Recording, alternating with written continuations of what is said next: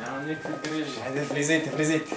Сядайте където искате. Тук ни е стаята за гости. Вижте какво ни е хубаво. Най-чистото място в целия град, сигурно. Мерси. Кажете сега. Стана ли нещо толкова време, като рекламирахме в този интернет или нищо не направихме? Определено имаше ефект. Станат повече от нещо. Избихме рибата направо. Цялата страна разбра за тези кремвирши. Да, имаме доста добри резултати. Супер, много се радвам. Аз и знаех, че си струва парите.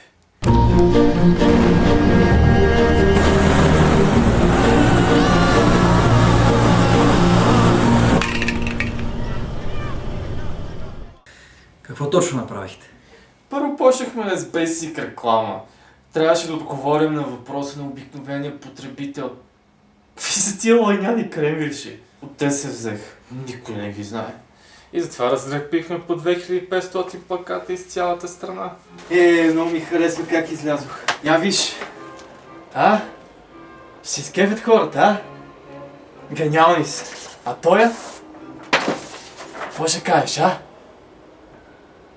Клас! Сложихме ги на билборди. Всички ги видяха вече. Добре, това е много хубаво. Нека ни знаят, нека ни виждат. В интернет ми е интересно. Там какво пуснахме?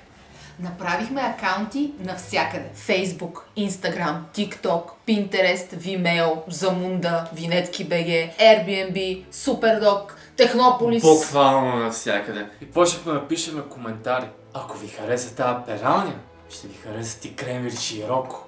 Цак! Том Ханкс обожава кремвиршите. Цак! Почнахме по порно сайтовете да пишеме. Ама... Тя не се кефи. Ама тя не разбира. Ти ме разбираш. После снимахме още контент, който редовно да публикуваме. Какво е това, бе? Ще повърна. Мале, ама вие сте толкова идейни. Как ви идват на акъла такива неща? Искахме да покажем на родителите, че кремвирши и Роко са здравословни за ядене и от техните деца. Затова направихме видеосемплинг с ученици. Момченце, искаш един кремвирш? Искаш ли кремвирш? Викни приятелите, викни. Харесва ми, да. Нестандартно сте подходили. Трябва да го има и това в един бизнес. Да, може да се почерпите тука. Тази сутрин сме ги направили. TikTok направо пръснахме. Имаме 5 милиона лайка. 5 милиона? А това е супер! Това е невероятно! 5 милиона човека са го видели. И са го харесали. Леле, вие ми скрихте шапката, бе, младежи. Мале, а колко кремвирша продавахме?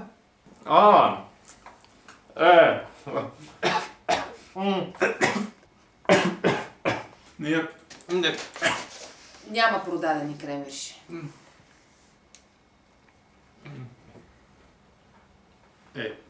Глупости. 5 милиона човека са го харесали, един няма да си купи кремвирш ли? Понякога е така. Това му се нарича brand awareness. Вижте, аз тези неща не ги разбирам, младежи. Затова, нали, ви дадох 200 000 лева, за да ги направите вие. И вие сега ми казвате, ние нищо не продадохме. Не беше това идеята. Колко човека работят във вашата фирма? Около 20. Екстра. Значи понеделник, 7 часа, всичките тук. Имаме гуменяци, имаме престилки.